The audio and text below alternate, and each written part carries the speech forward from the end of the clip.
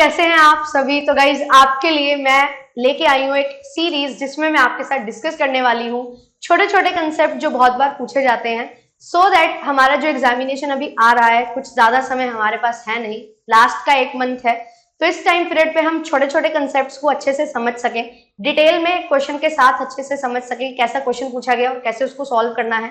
तो ये सीरीज मैंने आपके लिए स्टार्ट की है जिसमें हम कम समय में अच्छे से तैयारी करेंगे और आपके लिए मैराथन सेशंस तो चल ही रहे हैं जिसमें हम एक ही क्लास में लगभग 2 से 3 घंटे का सेशन रहता है कम से कम, जिसमें हम पूरा का पूरा जो क्वेश्चंस हैं, टॉपिक्स हैं, उनको कवर करते हैं। तो ये सीरीज में आपके लिए कुछ खास है जो मैं लेके आई हूँ और ये आज आपके लिए सेशन है जो होने वाला है। तो आप लोग चैनल पे फर्स्ट टाइम आए तो चैनल को सब्सक्राइब कर लो। एंड आपको जो सारी क्लासेस की पीडीएफ है वो कहाँ मिलती है? JRF अड्डा एप्लीकेशन से मिलती है। तो JRF अड्डा एप्लीकेशन को भी आप डाउनलोड कर सकते हैं। क्लासेस के लिंक सारे टेलीग्राम पे मिल जाते हैं। फ्री क्विजेस और आपको फ्री मॉक टेस्ट भी मिलते हैं, क्लासेस का एक्सेस मिलता है एप्लीकेशन के थ्रू। एंड साथ ही साथ अगर आप दिसंबर के लिए ज्वाइन करना चाहते हैं हमें कर सकते हैं। रिवीजन बैचेस भी चल रहे हैं, तो अगर आप रिवाइज करना चाहते हैं लास्ट 10 ईयर्स के प्रीवियस ईयर पेपर्स को तो आप लोग ज्वाइन कर सकते हैं। वीडियो सॉल्यूशन के साथ आपको सारे के सारे 10 साल के previous year questions paper 1 and paper 2 के कवर करवाए जा रहे हैं। टेस्ट सीरीज आपके लिए है। टेस्ट सीरीज अगर अभी तक भी नहीं लगाना स्टार्ट किया है तो लगा लीजिए, क्योंकि यहाँ पे आपकी रियल तैयारी जो है वो होने वाली है। रियल टेस्ट आपका मॉक टेस्ट से ही होगा कि आप कितना अच्छे से अप्लाई कर पा रहे हैं जो आपने सारी चीजें पढ़ी है। और ये हमारा टाइम टेबल है, ठीक है। JRF अड्डा चैनल पे आपके लिए टाइम टेबल है। मेरी जो क्लासेस होती है कॉमर्स की इस चैनल पे होती है, पेपर 1 की भी। एंड पेपर 1 में आपको JRF अड्डा मेन चैनल पे भी करवाती हूँ। तो आप लोग मुझे सुबह 9:15 बजे पेपर 1 के लिए एंड शाम को 5 बजे पेपर 2 के लिए ज्वाइन कर सकते हैं। क्रैश कोर्स आपकी हैवी डिमांड थी कि मैम लास्ट में क्रैश कोर्स ले आओ, तो क्रैश कोर्स आपके लिए आ चुका है। कंप्लीट पेपर 1 की तैयारी आपको यहाँ पे करवाई जा रही है। तो आप लोग अगर ज्वाइन करना चाहते हैं तो ज्वाइन कर सकते हैं। पेपर 1 का क्रैश कोर्स है, लाइव क्रैश कोर्स। और अगर आप पेपर 2 के लिए ज्वाइन करना चाहते हैं तो कैप्सूल कोर्स है जिसमें आपको पूरी की पूरी रिवीजन मिल जाएगी थ्योरी की। तो थ्योरी अगर आप रिवाइज करना चाहते हैं तो आप कैप्सूल कोर्स ले सकते हैं। 999 रुपीज का है ये। और अगर आप प्रीवियस ईयर क्वेश्चन सॉल्व करना चाहते हैं तो इग्निशन बैच आपके लिए है। इग्निशन बैच में आप ज्वाइन कर सकते हैं पेपर 1 एंड पेपर 2 कॉमर्स के लिए, ठीक है। और आपके लिए जो वीडियो है इसमें आज हम बात करने वाले हैं, जो टॉपिक हमारा रहेगा वो रहेगा हमारा टाइप्स ऑफ रिटर्न का। तो चलिए स्टार्ट करते हैं और आपको बहुत अच्छे से सारी चीजें समझ आएंगी। पेन पेपर लेके जरूर अपने नोट्स बनाते चलिएगा। बताइए इसका आंसर क्या होगा? मैच द कॉलम है, टीडीएस है सैलरी से, ठीक है। टैक्स डिडक्टेड एट सोर्स, तो किससे मैच होगा? एक इनकम टैक्स रिटर्न जो हमने फाइल नहीं की with in the time allowed under section 139(1), तो उसको क्या बोला जाता है? कंपनी या फर्म जिसको फाइल करनी है रिटर्न ऑफ इनकम और लॉस, वो किससे मैच होगा?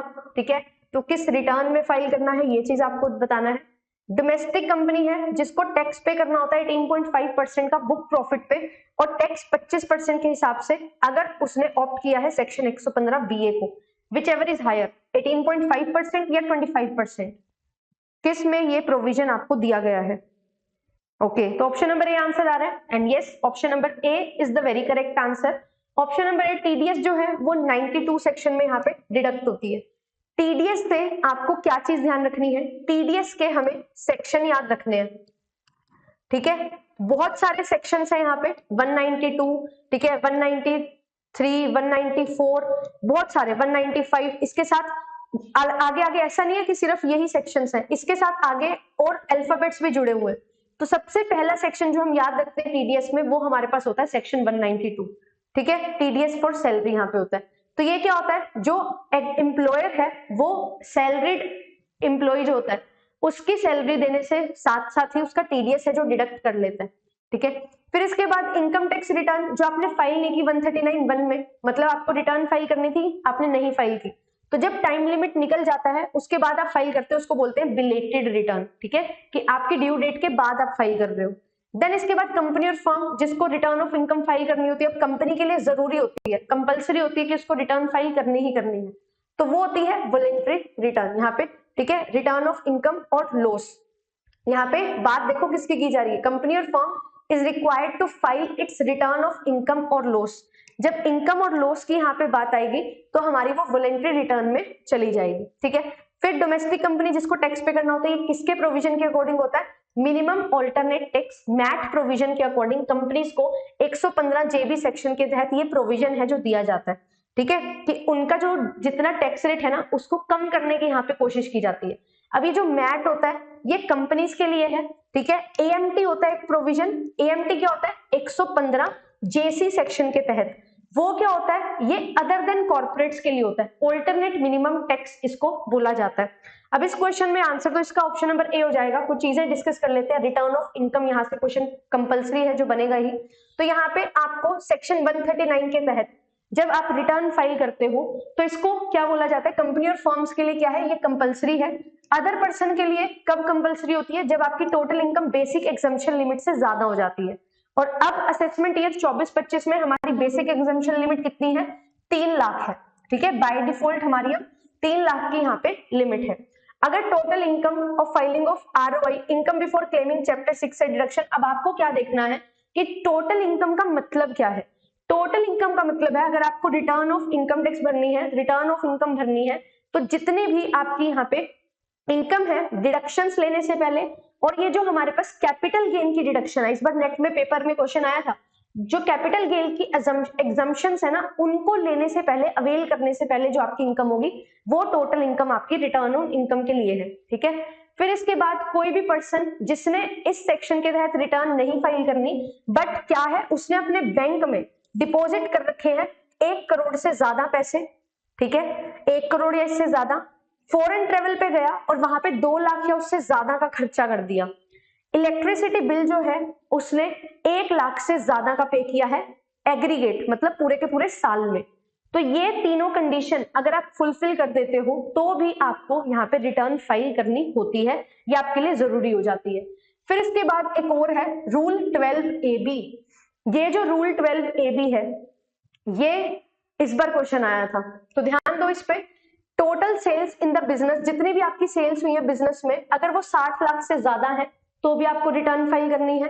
ग्रोस टोटल रिसीट्स से प्रोफेशन में वो 10 लाख से ज्यादा है प्रीवियस ईयर में, तो भी आपको रिटर्न ऑफ इनकम फाइल करनी है।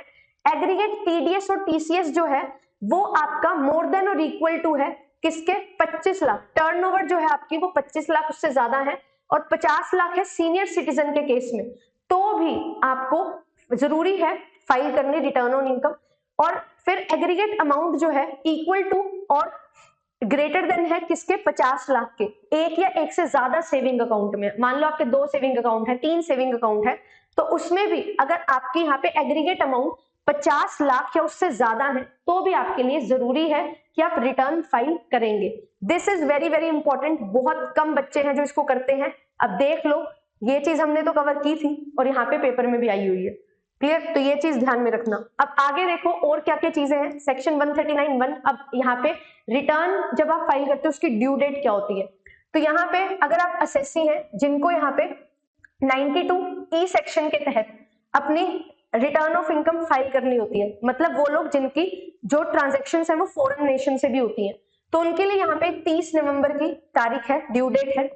अगर आप कोई कंपनी है, इस कंपनी के अलावा या पर्सन है जिसके बुक्स ऑफ अकाउंट्स को ऑडिट किया जाता है, या आप कोई वर्किंग पार्टनर है एक ऑडिटेड फर्म में, ऐसी फर्म जिसको ऑडिट किया जाएगा उसके वर्किंग पार्टनर है, तो आपको 31 अक्टूबर तक का टाइम है जो दिया गया है।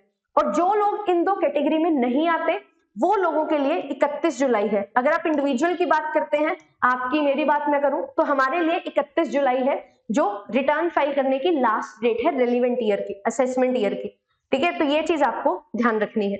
फिर इसके बाद अगर लॉस की बात की जाए, अब 139(1) तो देख लिया, 139(3), तो यहाँ पे क्या है, अगर आप कोई भी लॉस को कैरी फॉरवर्ड करना चाहते हो, आपका कोई भी लॉस आया, फॉर एग्जांपल हाउस प्रॉपर्टी में कोई लॉस है या पीजीबीपी का कोई लॉस है, ठीक है, उसको कैरी फॉरवर्ड करना है, तो बिना रिटर्न फाइल के कैरी फॉरवर्ड नहीं कर सकते, रिटर्न फाइल करनी पड़ेगी।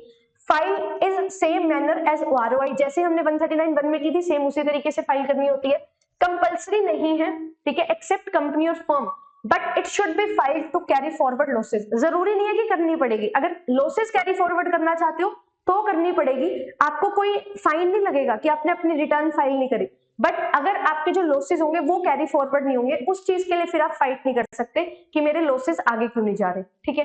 फिर इसके बाद सेक्शन 80 है, यहाँ पे ध्यान रखना, अगर रिटर्न ऑन लॉस जो है वो आपने ड्यू डेट से पहले, ठीक है, या ड्यू डेट पे नहीं फाइल की है, तो आपको यहाँ पे क्या चीज करनी होती है, business loss under section 72(1), speculation business loss under section 73(2), ये क्या है, कैरी फॉरवर्ड वगैरह के लॉसेस है, कैपिटल लॉसेस है अंडर सेक्शन 74(1). सेक्शन याद करने जरूरी नहीं है, बट ध्यान रखना आपको आपकी जो रिटर्न है वो फाइल करनी होती है ड्यू डेट या उससे पहले, और ड्यू डेट कौन सी चेक करनी है, यही वाली ड्यू डेट्स आपको ध्यान रखनी है, ठीक है। तो ये सारी चीजें हैं। कोई भी आपकी हॉर्सेस को ओन और मेंटेन करने का आपका बिजनेस है कोई, तो रेस हॉर्सेस के लिए, जो रेस हॉर्सेस होते हैं ना, मतलब जो भाग दौड़ में, घुड़दौड़ में जो भाग लेते हैं हॉर्सेस, उनको आप ओन और मेंटेन करते हो, तो उनके लिए ये चारों चीजों के लिए 4-5 चीजें हैं, इन सभी के लिए आपको रिटर्न फाइल करनी पड़ेगी।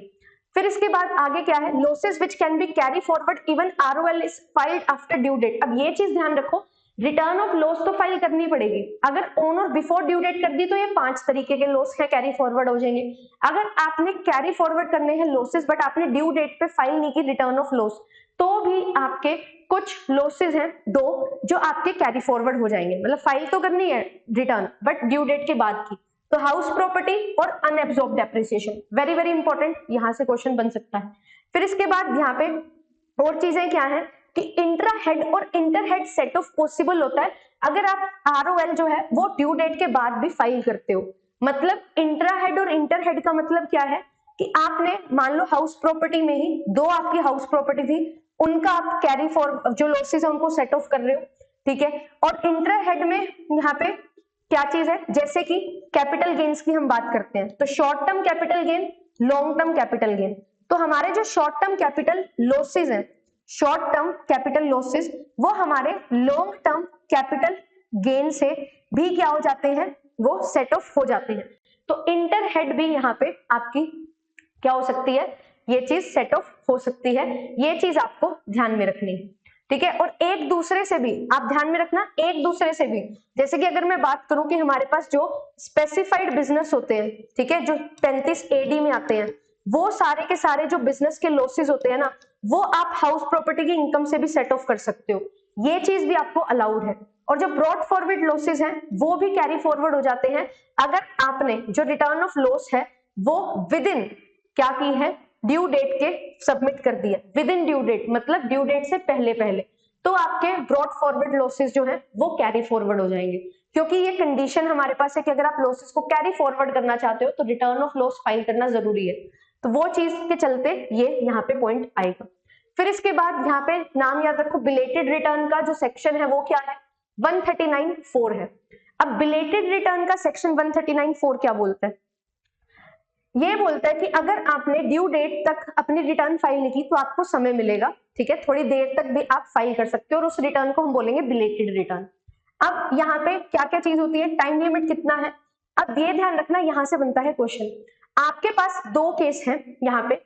अब आप कब तक भर सकते हो, जब तक आपका रेलिवेंट असेसमेंट ईयर खत्म नहीं होता, ठीक है, 31 दिसंबर से पहले, ये भी ध्यान रखना। अब मेरा असेसमेंट ईयर कैसे चलता है, हमारा तो अप्रैल से मार्च चलता है ना, अब मार्च को एंड होगा, बट ये बोल रहे हैं 31 दिसंबर से पहले पहले, ठीक है, तो ये हमें लेना है 31 दिसंबर। वैसे तो मेरी डेट है, अगर मैं इंडिविजुअल की बात करूं 31 जुलाई, बट 31 दिसंबर से पहले पहले आपको फिल करनी है, ठीक है। या फिर जब आपकी जो असेसमेंट है अंडर सेक्शन 144 सेल्फ असेसमेंट जिसको बोलते हैं, वो हो जाती है, उससे दोनों तारीख से जो पहले है ना, उससे पहले पहले आपको क्या करनी है, बिलेटेड रिटर्न फाइल करनी है। जैसे कि मान लो मैंने सेल्फ असेसमेंट किया और वो सेल्फ असेसमेंट यहाँ पे 30 नवंबर को पूरा हो गया, ठीक है, और टाइम मेरे को दे रखा है 31 दिसंबर तक, तो इन दोनों से जो अर्लियर है ना, उससे पहले पहले मेरे को बिलेटेड रिटर्न देनी है।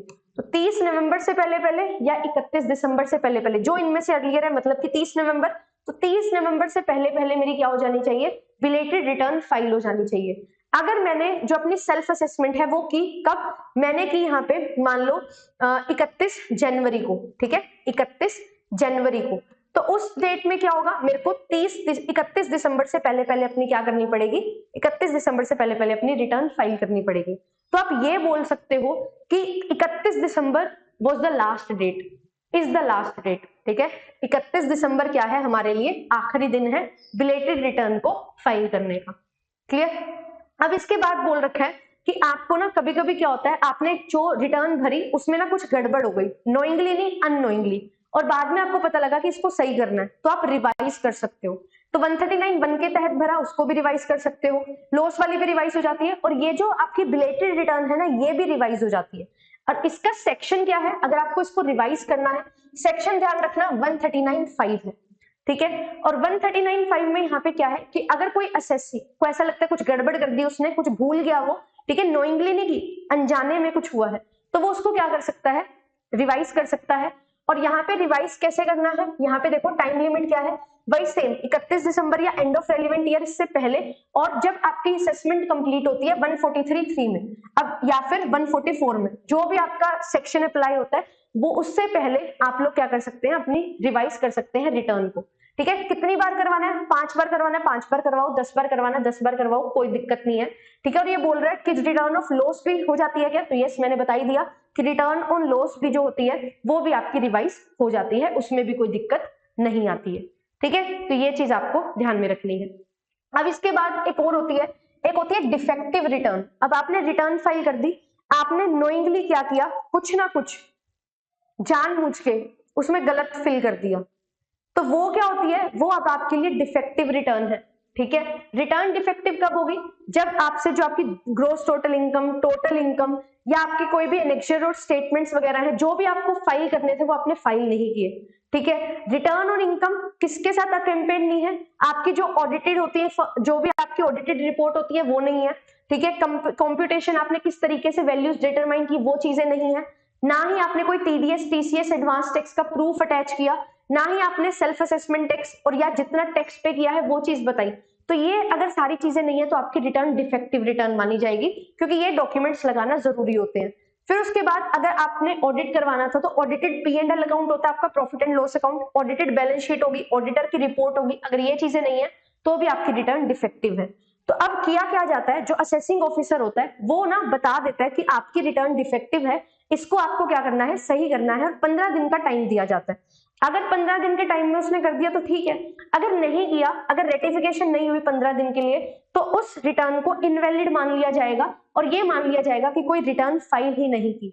और अगर रिटर्न फाइल नहीं की उसके बाद जो प्रोविजंस होते हैं वो सारे अप्लाई होंगे। और अगर हमें ऐसा बताता है, जो हमारा असेसी है वो बोलता है कि मेरे को 15 दिन से ज्यादा हो गए, उसके पीछे कुछ कारण था, और वो जो कारण है वो एक वैलिड रीजन है, तो असेसिंग ऑफिसर 15 दिन के बाद भी जो रिटर्न है उसको सही कर देता है, कर सकता है, अगर असेसिंग ऑफिसर को लगता है कि ये चीज ठीक है। तो ये सारा था आपका रिटर्न का जो पोर्शन रहता है। अब इसके बाद क्या है, fee for default in furnishing return. अब आपने रिटर्न फर्निश नहीं की ड्यू डेट के पहले पहले, तो ऐसा तो है नहीं अब आपको सरकार छोड़ देगी, कुछ ना कुछ यहाँ पे क्या होता है, फाइन लगता है।